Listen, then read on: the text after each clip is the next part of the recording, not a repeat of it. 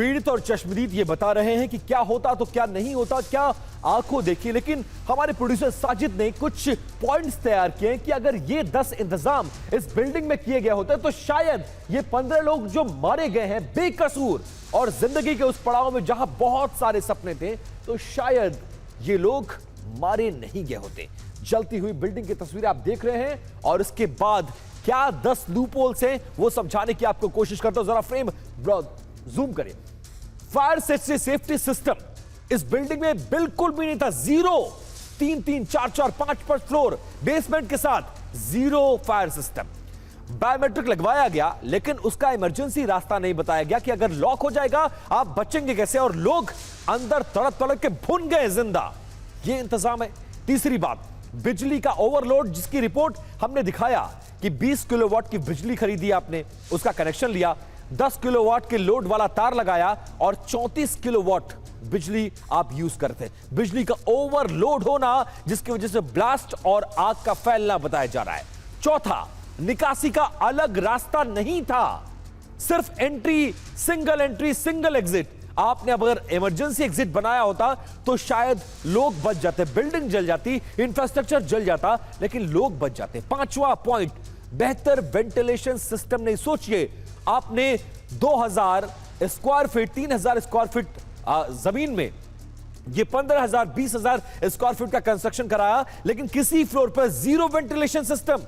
ना धुआं निकल सकता है, ना आग से बच सकते हैं, ना लोग उसके जरिए बाहर आ सकते हैं।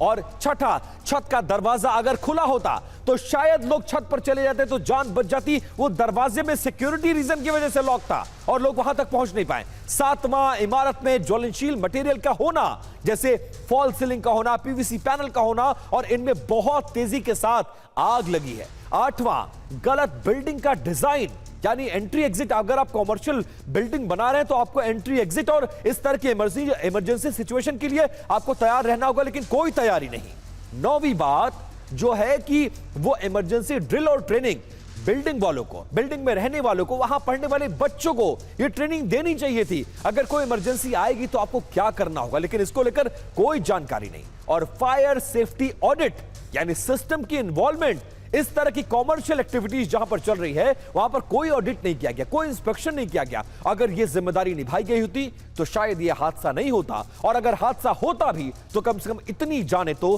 बिल्कुल भी नहीं जाती। अब लखनऊ अग्निकांड ने पूरे देश को हिलाकर रख दिया है। 15 लोगों की मौत से पूरा देश सदमे में है।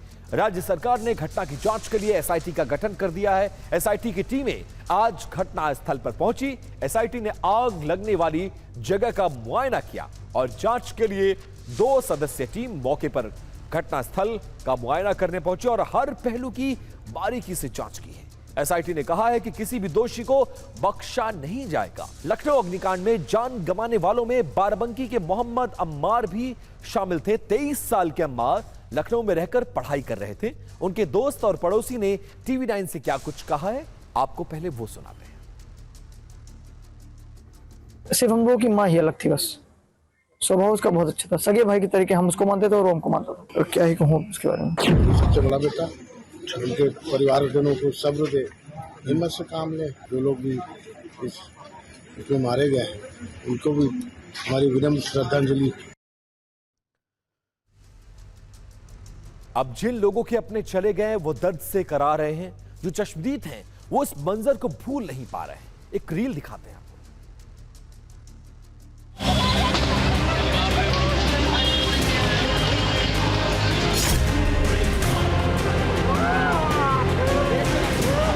अंदर कम से कम 4 से 5 लोग या उससे ज्यादा भी है, और मुझे तो नहीं लगता वो बच पाए होंगे। जो फंसे थे वो बच गए, और जो नहीं आ पाए वो भाई क्या बोलूँ। 1.5 किलोमीटर पे हम नहीं जा पाए भैया, वहाँ नहीं जा, बच्चे नहीं थे। वो सब सपने तो जाने दूर से, कोई उत्तराखंड से, कोई पंजाब से, कोई तमिलनाडु से, हर बच्चा दूर से आया था भैया, किसी का कोई नहीं था।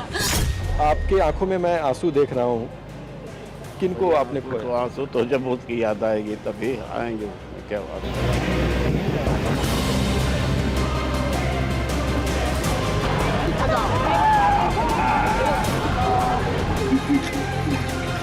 केजी में हम लोग ट्रामा में इमरजेंसी में आते हैं तो पता चलता है हमारे दोस्त का भी नाम है अब्दुल रहमान। हम लोग देखते हैं हमारे दोस्त की जो है वो डेथ हो गई है। दोस्त से वो तो वापस आएगा नहीं। मुआवजा का हमें यही है कि थोड़ा सा उसके लिए मुआवजा उसके घर वालों को मिल सके तो मिल जाए।